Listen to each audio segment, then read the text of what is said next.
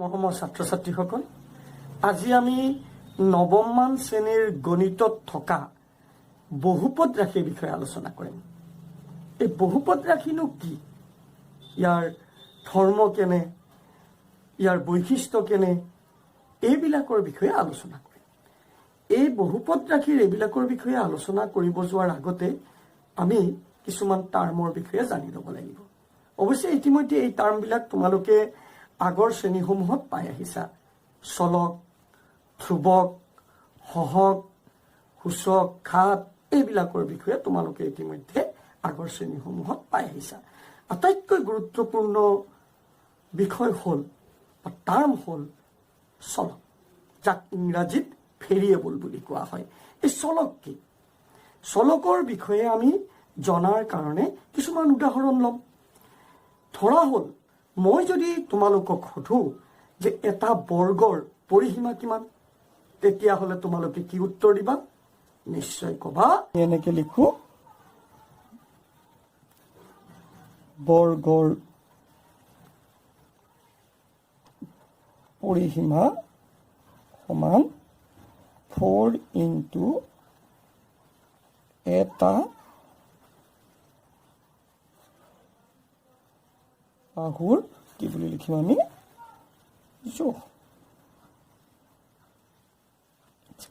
এতিয়া আমি ইয়াত দেখিলো বৰ্গৰ পৰিসীমা 4 ইনটু এটা বাহুৰ জোখ। এই এটা বাহুৰ জোখ,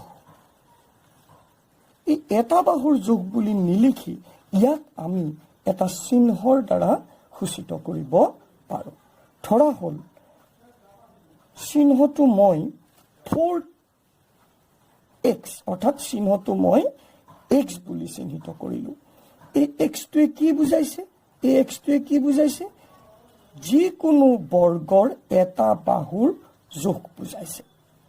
এতিয়া আমি ধৰি লওঁ এটা বৰ্গ, 1 নম্বৰ বৰ্গ, যাৰ বাহুৰ দিশ, এটা বাহুৰ দিশ 3 চেণ্টিমিটাৰ, অৰ্থাৎ x সমান 3 চেণ্টিমিটাৰ। তেন্তে বৰ্গটোৰ পৰিসীমা কিমান হ'ব? বৰ্গটোৰ পৰিসীমা হ'ব 4x is equal to 4 into 3 centimeter is equal to 12 centimeter. অৰ্থাৎ বৰ্গটোৰ পৰিসীমা কিমান পালো? 12 centimeter. আকৌ আৰু এটা আমি বৰ্গ ধৰি লওঁ, সেই বৰ্গটো 2 নম্বৰ বৰ্গ বুলি ধৰি লওঁ, যাৰ এটা বাহুৰ জোখ ধৰি লোৱা হ'ল 5 চেণ্টিমিটাৰ। অৰ্থাৎ আমি কি বুলি কম? x মানে কি বুলি লিখিম? 5 চেণ্টিমিটাৰ। তেন্তে 5 চেণ্টিমিটাৰ বাহু বিশিষ্ট বৰ্গটোৰ পৰিসীমা কিমান হ'ব?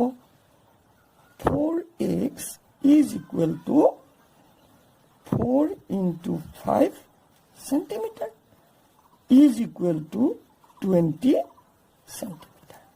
এতিয়া এই উদাহৰণ দুটাৰ পৰা আমি এটা কথা স্পষ্ট হলো যে এই এক্সে এবাৰ 3ৰ মান ল'লে, এবাৰ 5 ল'লে, একেদৰেই 3, 5ৰ দৰেই এই এক্সে যিকোনো মান বহন কৰিব পাৰে। অৰ্থাৎ সকলোবিলাক বৰ্গৰ বাহুৰ জোখক ই কি কৰি আছে? প্ৰতিনিধিত্ব কৰি আছে। অৰ্থাৎ এক্সে যিকোনো মান বহন কৰিব পাৰে।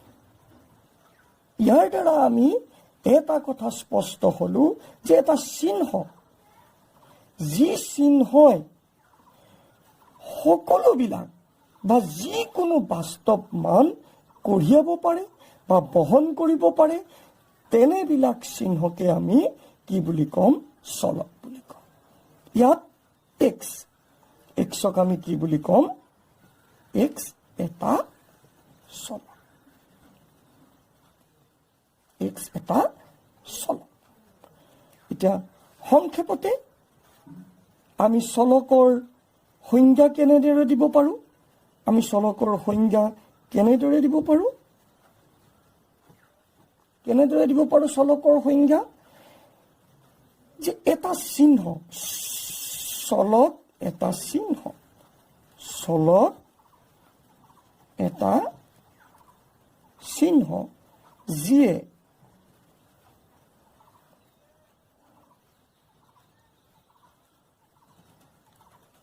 যিকোনো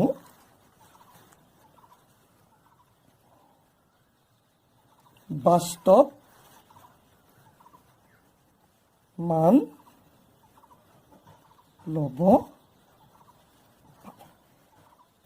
গতিকে আমাৰ চলকৰ বিষয়ে কিছু ধাৰণা হ'ল। এই চলক আমাৰ কিতাপবিলাকত, তোমালোকে কিতাপত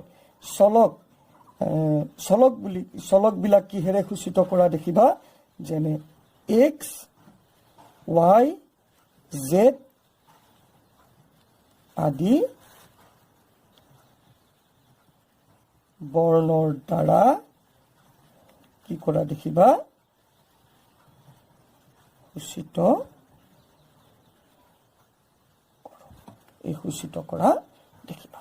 অৰ্থাৎ আমি কি কৰিব পাৰোঁ, এক্স, ৱাই, জেড আদি বৰ্ণৰ দ্বাৰা চলকবিলাকক সূচিত বা চিহ্নিত কৰিব পাৰোঁ। ইয়াৰ পিছত চলকৰ ধাৰণা অহাৰ পিছতেই আমাৰ আন এটা টাৰ্মৰ ধাৰণা ল'ব লাগে, সেইটো হ'ল ধ্ৰুৱক।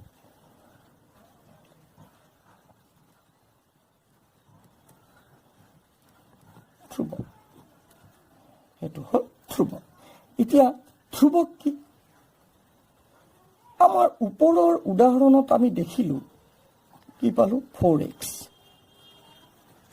ল'লোঁ। বা এনেদৰে আমি লিখিব পাৰোঁ -7x, বা লিখিব পাৰোঁ 3.5y, বা আমি লিখিব পাৰোঁ 5y²। এনেদৰে আমি কিছুমান কি লিখিব পাৰোঁ, বীজগণিতীয় ৰাশি আমি লিখিব পাৰোঁ। ইয়াত আমাৰ কি দেখিছোঁ, এক্স। এই এক্সটোক আমি বা ৱাই, এই ৱাইটোক আমি আগতে কি হিচাপে সূচিত কৰি আহিলোঁ, চলক হিচাপে সূচিত কৰি আহিলোঁ, য'ত এই এক্স ৱাইয়ে যিকোনো বাস্তৱ মান ল'ব পাৰে বা এই মানবিলাক ইয়াৰ কি হয়, পৰিৱৰ্তন হৈ থাকে। কিন্তু ইয়াৰ লগত পূৰণ হৈ থকা এই 4টোৱে, যাক আমি ৰঙা চিহ্নৰে চিহ্নিত কৰিছোঁ, এই -7, এই 3.5, এই 5, ইয়াৰ লগত যিটো পূৰণ হৈ আছে, ই কিন্তু কি নহয়, কোনো দিনেই পৰিৱৰ্তন নহয়। 4 মানে 4, -7 মানে -7, -7ৰ মানটো আৰু কোনোবা দিনা পৰিৱৰ্তন হ'ব পাৰিব নেকি? নিশ্চয় নোৱাৰে। গতিকে এনেধৰণৰ অপৰিৱৰ্তনীয় বিলাককে আমি কি বুলি কওঁ, অপৰিৱৰ্তনীয় পদকে আমি কি বুলি ক'ম, ধ্ৰুৱক বুলি ক'ম। কি বুলি ক'ম, ধ্ৰুৱক বুলি ক'ম।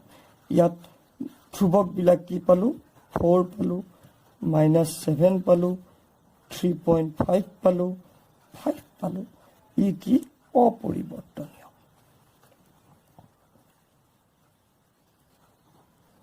অপৰিৱৰ্তনীয় অৰ্থাৎ ধ্ৰুৱক মানে আমি কি বুজি পাম, ধ্ৰুৱক মানে হ'ল যাৰ মানৰ কোনো কি নহয়, পৰিৱৰ্তন নহয়।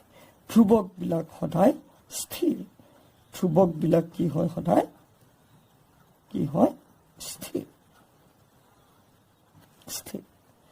এতিয়া আমি যদি লিখোঁ ax²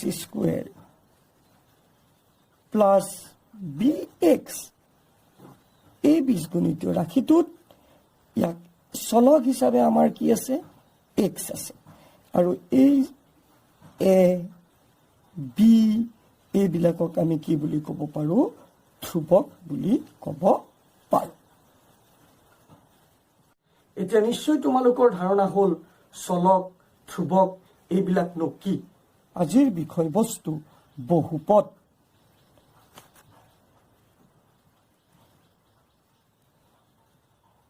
বহুপদ, যাক আমি ইংৰাজীত পলিনমিয়েল বুলি কৈছোঁ।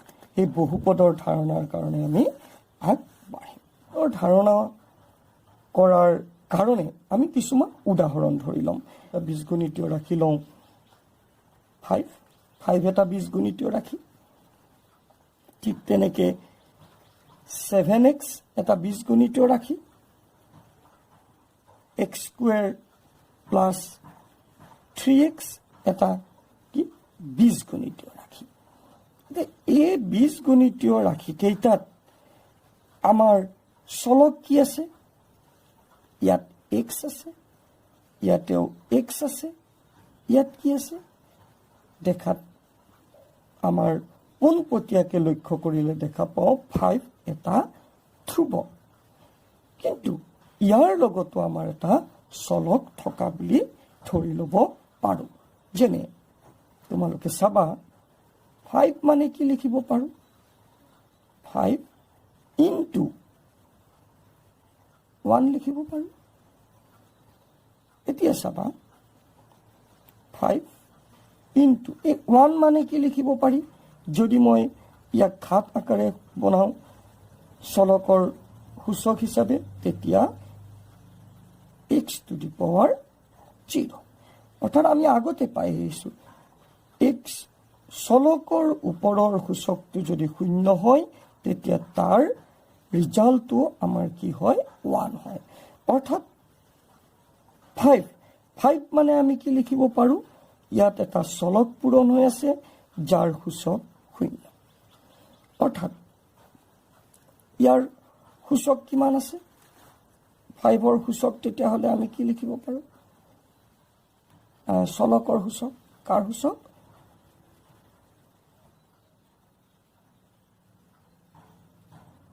চলকৰ সূচক কি হ'ব পাৰে? 0। ইয়াত চলকৰ সূচক কি হৈ আছে? x মানে কি? 1। নিশ্চয় ইয়াত এটা কি আছে? 1 আছে। ইয়াত চলকৰ সূচক কি হৈ আছে?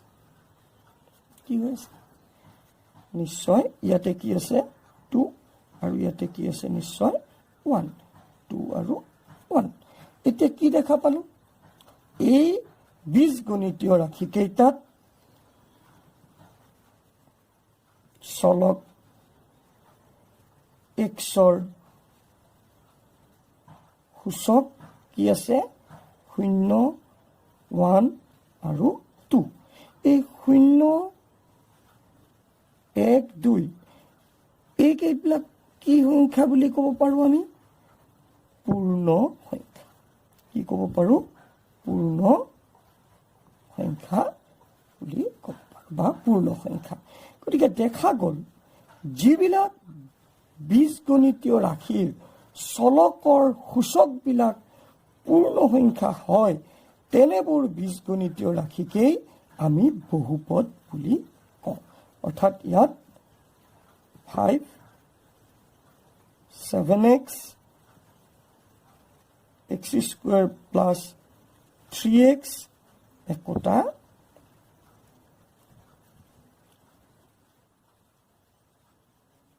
বহুপদ। একোটা কি আমি বহুপদ বুলি ক'ব পাৰোঁ।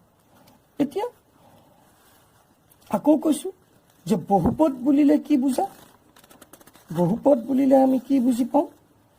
যে যিবোৰ বীজগণিতীয় ৰাশিৰ 5, 7x, x² প্লাছ 3xৰ দৰে যিবিলাক বীজগণিতীয় ৰাশিৰ চলকৰ সূচক পূৰ্ণ সংখ্যা হয় তেনেবোৰ বীজগণিতীয় ৰাশিকেই আমি কি বুলি ক'ব পাৰোঁ? বহুপদ ৰাশি বুলি ক'ব পাৰোঁ। তেনেহ'লে বিপৰীত ধৰণে কি বুলি ক'ব পাৰিম? যিবিলাক বীজগণিতীয় ৰাশিৰ চলকৰ সূচক পূৰ্ণ সংখ্যা নহয় তেনেবোৰ বীজগণিতীয় ৰাশি কেতিয়াও বহুপদ হ'ব নোৱাৰে।